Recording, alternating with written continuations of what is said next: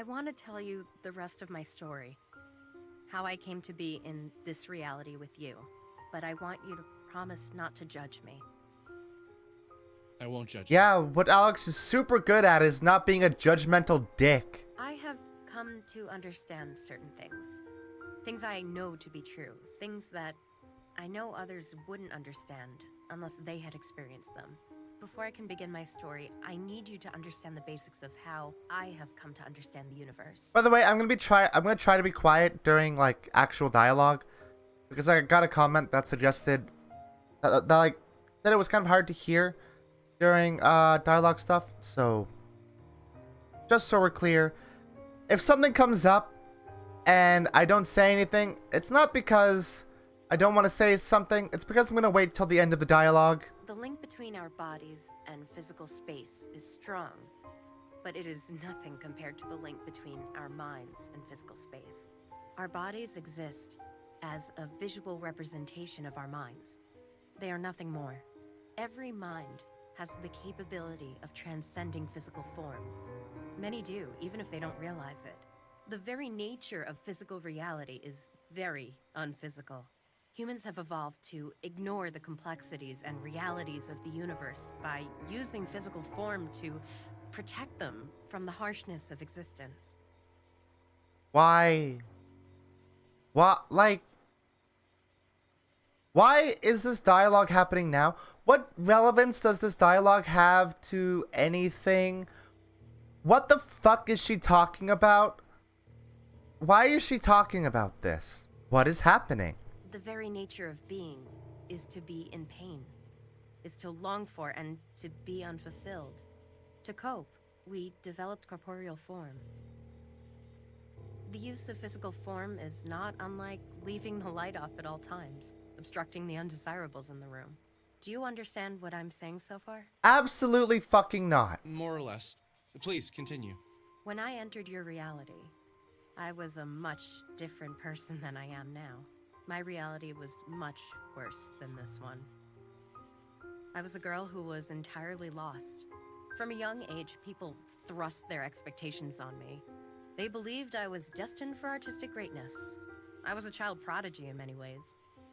I had peaked by my early teens, and I was no longer able to perform or create at a level that could match the adults around me. Yeah, join the club. I was, for all intents and purposes, a disappointment. Picture for a moment being a young girl who can't do wrong. Everything I created, everything I said impressed those around me. I was the perfect child artist, but that's all I ever was. When I became an adult, my body grew, but my artistry remained childlike. I considered quitting piano, considered removing myself from art altogether, but something pulled me back.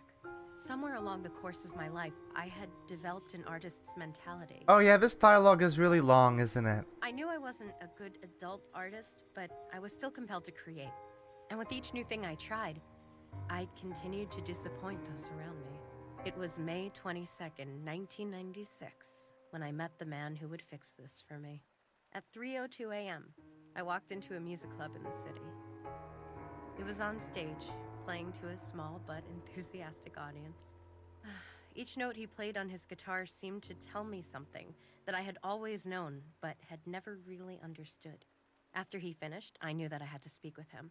It wasn't before long that we became both romantically and artistically involved.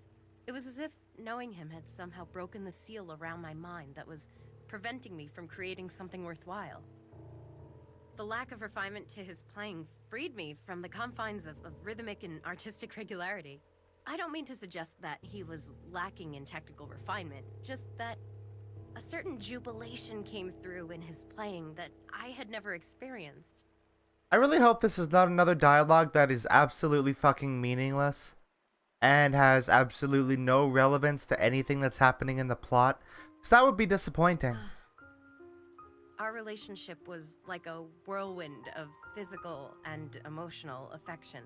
Never had I given myself to someone so literally and spiritually before. Together, we wrote A Distant Voice, and I knew that I still had the hopes of being not only a good artist, but an interesting human being. Something terrible happened on May 22nd of 1997 at 3:02 p.m. His daughter had come home and found us together. He hadn't yet told his children about me. I was a much younger woman. He followed her out and into a coffee shop. I waited for them to return, hating myself more and more for entering his life and making it difficult. I waited there until 3:02 a.m., completely beside myself. And the strange thing is, he never returned. What is the significance of 3:02 a.m. and p.m.? Like, the a.m. is an obvious reference to, like, the witching hour. But why does every significant event in Bella's life happen at 3:02? He never came back into his own apartment. I stayed there for a few days, knowing he'd have to come back eventually. And he simply never did. I called his friends, I called his manager, and they all said they hadn't seen him. Just like that, he slipped through the cracks of my reality and never returned. And you never saw him again? I did. It was May 22nd. Oh, okay, never mind then. 12:01 p.m. A minute into the first concert I had put on since his disappearance. I had refused to do our music live or release A Distant Voice until I had seen him again. Finally, legal pressure forced me to schedule a release for May 22nd, 1999, with a year-long tour to promote it. I watched in terror from behind my piano as he wrapped his arm around a girl even younger than I. This girl was not his daughter, though she was probably his daughter's age. I left the stage and receded into myself. The man who placed his arms around that young woman was not the same man who placed his arms around me so many times. It couldn't have been. The man I knew would not have put on such a display of affection, knowing it could hurt someone so much. It was in that moment that I longed to leave my reality behind, to sever my ties to my physical form and exist in a different space. I wonder if Vela at any point in this game passes the Bechdel test. Probably not. Probably absolutely not. For many days, nights, minutes, seconds, I sat in my bed, slowly drifting further into my own depression, slowly pulling my mind from my body. When the separation happened, it was almost immediate. It was so sudden that the painful moments leading up to it felt trivial.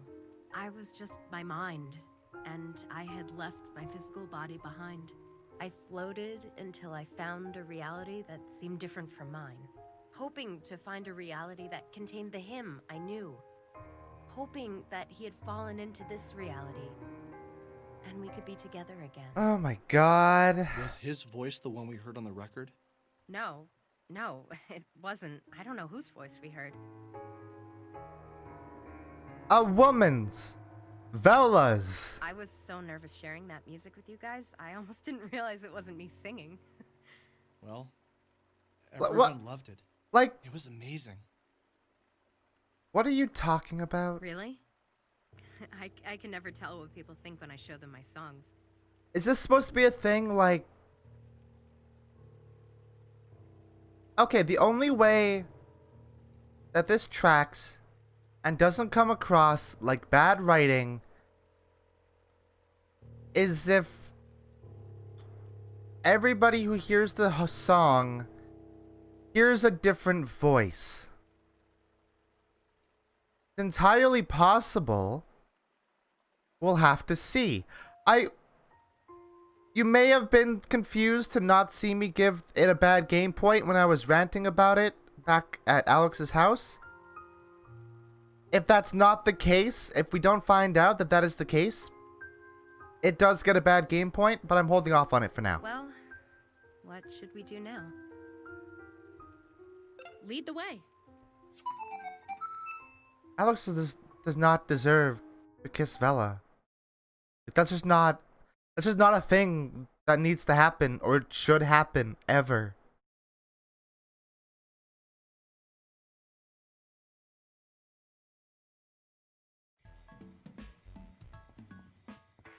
What are you doing here? Wait, what? Why is this so cheap?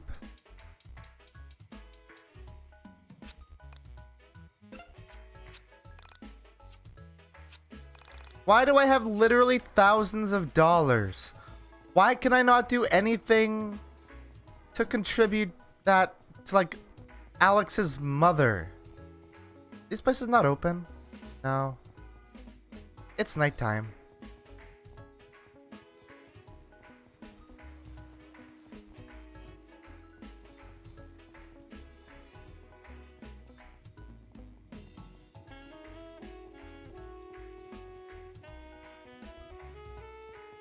Okay, I guess it's time to go back to the radio tower.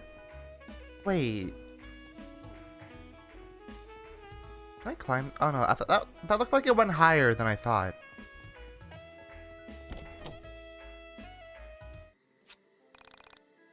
Hey, you guys are back. Bella, your music was beautiful. So what's the plan now? Yeah, okay, yeah, I know. I know.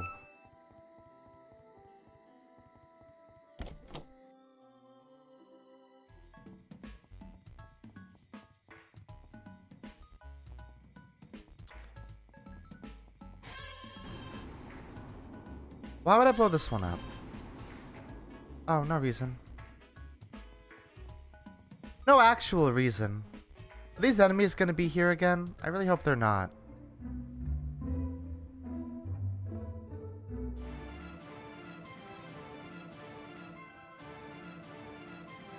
Nope. That's good.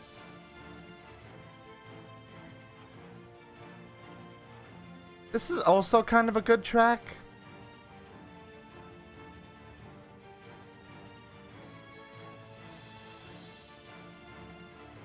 Why is that?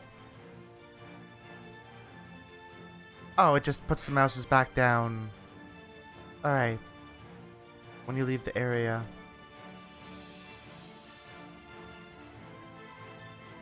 Did I save? You know what? Let's do some leveling! Because I hate myself.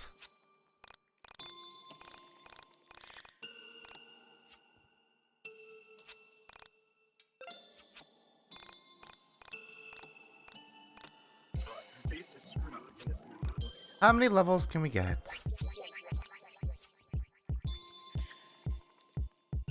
Only a couple.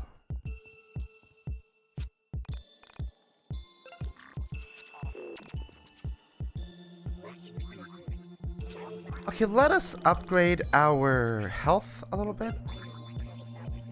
PP. Luck.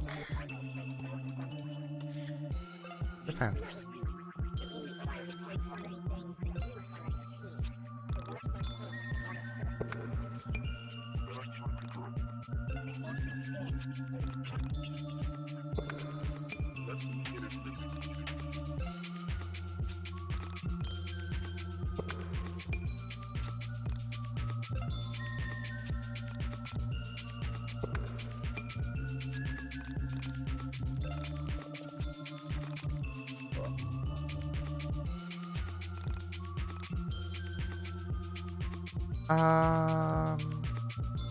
Luck. EP. Health. No, let's do...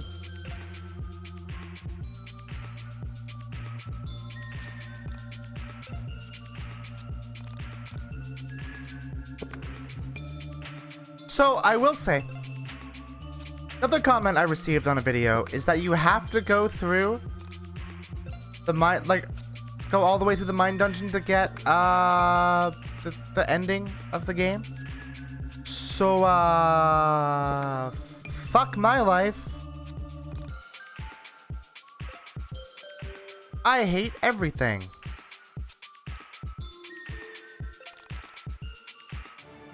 This game exists to make me miserable.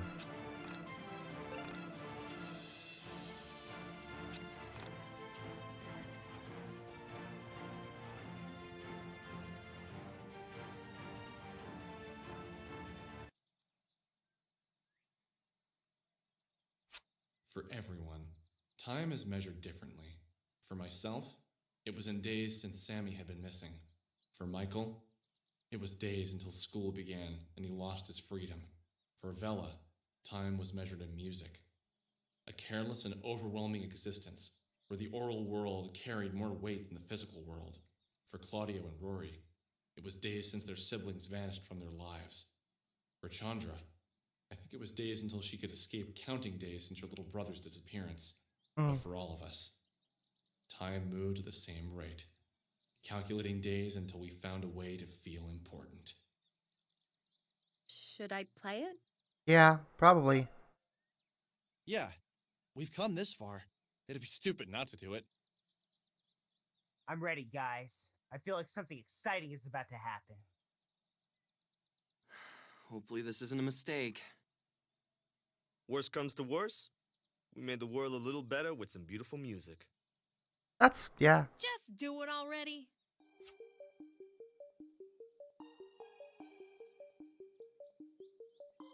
And then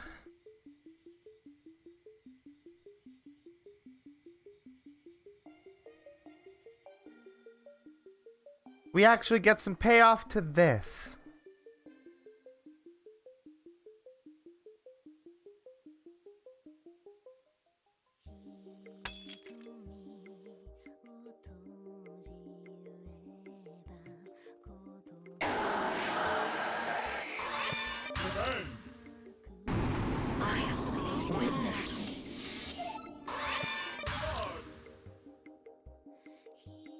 I know nothing about this character, just for the record.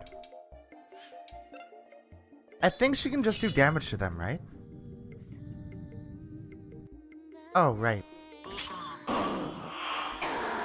Yeah, she can just do damage to them.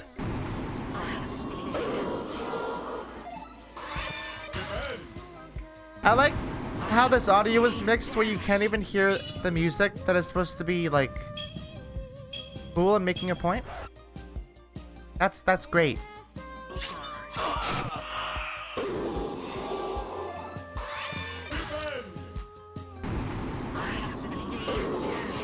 Also, this fight sucks. Is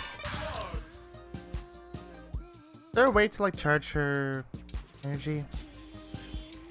Oh, yeah.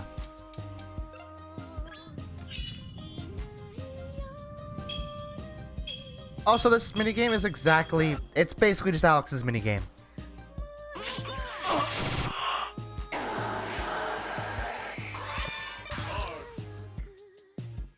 It's effectively the exact same minigame. Presented better and goes by quicker, but effectively the same thing. Whoops.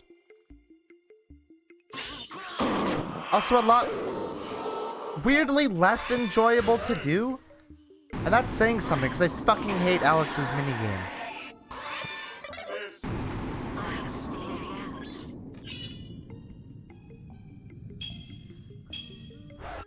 Great.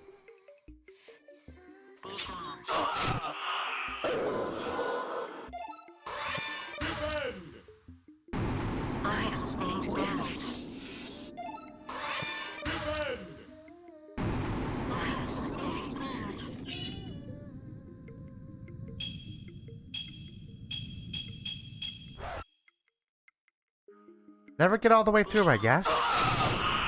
Well, that one's dead.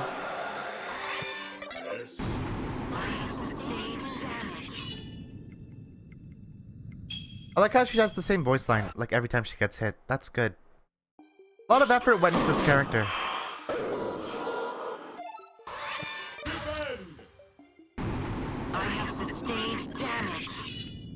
It's great. It's great. It's so good.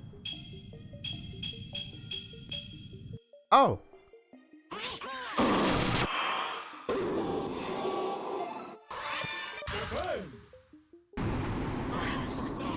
You gotta hear that every time.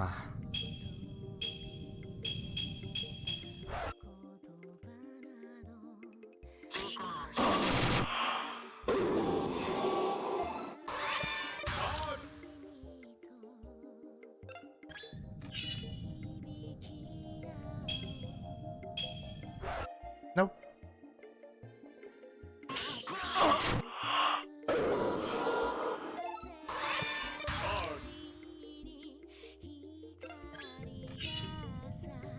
still think these mini games would be better if it was like a rhythm game. I would appreciate them a lot more if they had anything to do with like music. That'd be a lot more fun. But no. Are you guys okay? What just happened? Holy shit! Did you guys see that? Calm the fuck down. See what exactly? You guys put on the record and went into an epileptic fit. It would have been funny in any other context. Thanks, Chandra. I did see it. It was amazing. It was the woman made of plastic that I've been dreaming about. Weird dreams, bro. Woman made of plastic? What does that mean, Alex? She's like an android or something, but she's like plastic. That's happened to you before? Yeah, like once or twice. It's been a recurring dream or something. But the entities that were behind the camera, she destroyed them so easily, and that wasn't Banish she was using. Do you think she's still in danger? She was stuck in the van. If she could destroy the entities so easily, I don't think there's much danger she could be in. But we need to find her. That's Why? the entity who was living with me had us play the record, right? To wake her up. I agree. You're right. Oh. But what's actually going on here? Yeah, what's actually going on here, What Alex? is she? You okay? Yeah, I am. But forget it. Never mind. I can't really explain it yet. Cool. It's just a feeling. Great. Give me some time, and maybe I'll be able to put it into words. Love when characters don't communicate. So what's the plan here? No fucking We just go clue. and try and find the van this mysterious android is in? Sure. If only we could have seen the outside of the van. We did. Then we'd at least know what we're supposed to be looking for. We literally did. We literally saw the outside of it. Hey, Rory. Alex, do you have a minute? Yeah? What's up? I was wondering if we could go somewhere and talk for a bit. Okay. It's something on my mind. And yeah. Sure.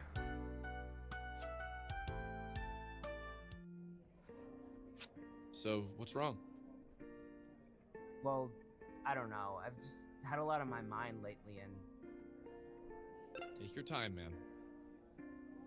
well. I I've like just been how really let him depressed lately. speak still interrupts him. Thinking about my sister, my parents, just how much life is going to change from now on. My sister was a lot younger than me, but she really was my best friend, and now she's gone.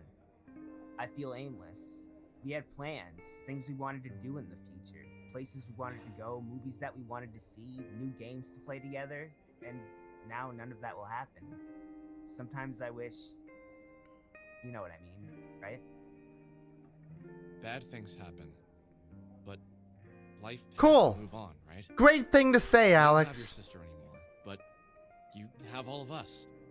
Michael, me, Vela, Chandra, Claudio. We can't replace your sister, but we're happy that you're still here. If you had become a soul survivor, then we never would have met you, and that's really depressing. I'm not the best with these sort of things, but basically I'm saying I'm happy we met you. Yeah, thanks. Okay. This is awkward. Let's go find the android or something. Why? Let's go.